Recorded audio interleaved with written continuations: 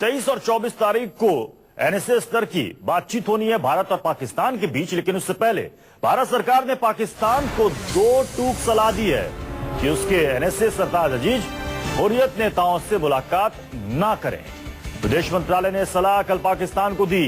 भारत का कहना है कि ऐसी कोई भी मुलाकात उफा में हुए समझौते की भावना के खिलाफ होगा। तो साफ साफ संदेश पाकिस्तान को। हमारे साथ रमन कुमार हमारे संवाददाता जुड़ चुके हैं। रमन, इस टिप्पणी के जरिए साफ साफ मैसेज है पाकिस्तान को। देखिए, सरकार इस पूरे मामले में सख्त है और सरकार की तरफ से कल ही इस बात का ऐलान किया गया था कि भारत और पाकिस्तान के नेशनल सिक्योरिटी एडवाइजर के बीच जो बातचीत होनी है वो बातचीत सिर्फ और सिर्फ आतंकवाद के मुद्दे पर होनी है, क्योंकि भारत लगातार ये कहता है जमीन से भारत के खिलाफ लगातार हरकतें होती रही है। उसके खिलाफ कई बार सबूत भी दिए जा चुके हैं, लेकिन पाकिस्तान सारा कुछ जानते हुए भी उस पर कार्रवाई नहीं कर रहा है। या तो पाकिस्तान सरकार पर ऐसा ही का दबाव हो या आतंकी संगठनों का दबाव हो। लेकिन नेशनल सिक्योरिटी एडवाइजर दोनों देशों की बातचीत में इस मुद्दे पर पूरी तरह से ये साफ किया जाएगा कि अगर पहले या उसके बाद विदेश नेताओं से बातचीत होती है तो आतंकवाद के मुद्दे पर जो बातचीत होनी है उस पर कहीं न कहीं असर पड़ेगा। इसीलिए भारत के विदेश मंत्रालय ने साफ तौर पर कह दिया है कि हुर्रियत के नेताओं से नेशनल सिक्योरिटी एडवाइजर पाकिस्तान को नहीं मिलना चाहिए। रमन, जिस तरीके से अलगाववादी नेताओं की नजरबंदी हुई, हालांकि 2 घंटे के बाद उनको छोड़ दिया गया, क्या एक तरीके से ये एक संदेश देने की कोशिश है कि अगर एनएसए उस वक्त पाकिस्तान के भारत में रहते हैं और उस दौरान अगर हुर्रियत नेताओं से मिलने की कोशिश होती है या हुर्रियत नेताओं से मिलने जाते हैं तो एक बार फिर से उनको नजरबंद किया जा सकता है? बिल्कुल, इस तरह की खबर भी आ रही है कि केंद्र सरकार इस पूरे मामले पर काफी सख्ती से डील कर रही है। और जब रमन, आपको रोकना चाहूंगा, इस वक्त हमारे साथ कांग्रेस नेता मनीष तिवारी, तो एक बार फिर से उनको नजरबंद किया जा सकता है?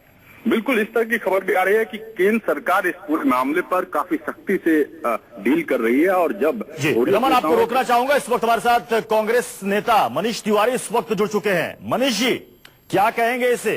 भारत ने साफ साफ संदेश दिया है पाकिस्तान को कि बातचीत अगर आतंकवाद के मसले पर होनी है तो इसमें से 2 पक्ष होंगे, भारत और पाकिस्तान। तीसरे पक्ष की कोई गुंजाइश यहां पर नहीं है। इसे सही मैसेज, कड़ा मैसेज मानेंगे आप?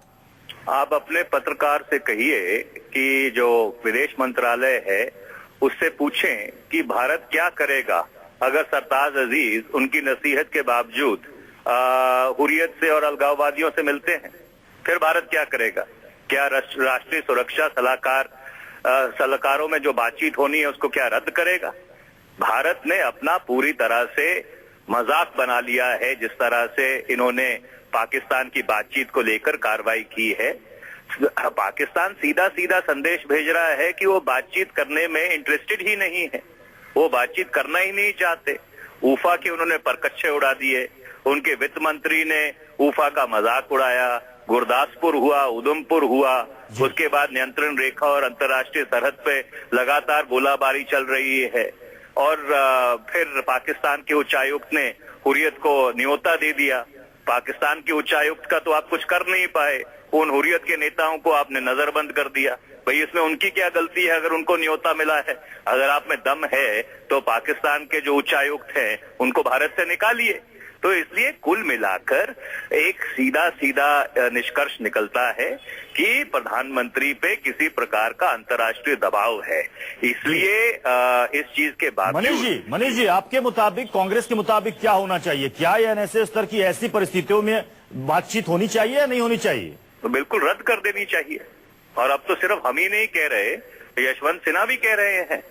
यशवंत सिन्हा ने साफ साफ तौर पर कहा है कि अगर प्रधानमंत्री ये समझते हैं कि पाकिस्तान से बातचीत करके कोई शांति हो जाएगी तो डिल्यूजनल है।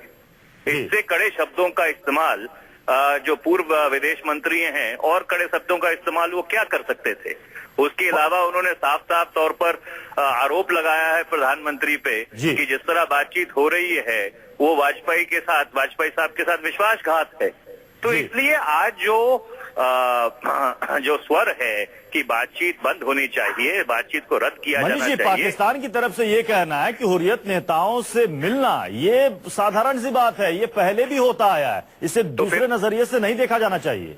तो फिर पिछली बारी जब हुर्रियत के साथ पाकिस्तान के उच्चायुक्त मिले थे विदेश सचिव स्तर की बातचीत से पहले, तो जी। फिर आपने बातचीत रद्द क्यों कर दी थी? फिर आपने हुर्रियत के नेताओं को क्यों नजरबंद किया है? जी चलिए, तो बहुत बहुत शुक्रिया मनीष जी हमारे साथ जुड़ने के लिए। तो कांग्रेस के नेता मनीष तिवारी का कहना है कि जो स्थितियां हैं, ऐसी स्थिति में पहले तो एनएसए स्तर की बातचीत भारत और पाकिस्तान के बीच होनी ही नहीं चाहिए। उन्होंने कहा कि अगर एनएसए भारत में हुर्रियत नेताओं से मिलते हैं तो क्या वैसी स्थिति में यहां पर हुर्रियत नेताओं को फिर से नजरबंद किया जाएगा? भारत सरकार का स्टैंड क्या होगा, ये देखने वाली बात होगी। हुर्रियत नेताओं को लेकर जम्मू कश्मीर में साझा सरकार चला रही पीडीपी और बीजेपी में दरार पड़ गई है। पाकिस्तानी दूतावास ने 24 अगस्त को हुर्रियत नेताओं को पाकिस्तानी एनएसए सरताज अजीज से मिलने के लिए बुलाया है। बीजेपी नहीं चाहती कि हुर्रियत नेता सरताज अजीज से मिले। कल श्रीनगर में हुर्रियत नेताओं को नजरबंद भी कर दिया गया था, लेकिन पीडीपी हुर्रियत नेताओं की मुलाकात के खिलाफ नहीं है।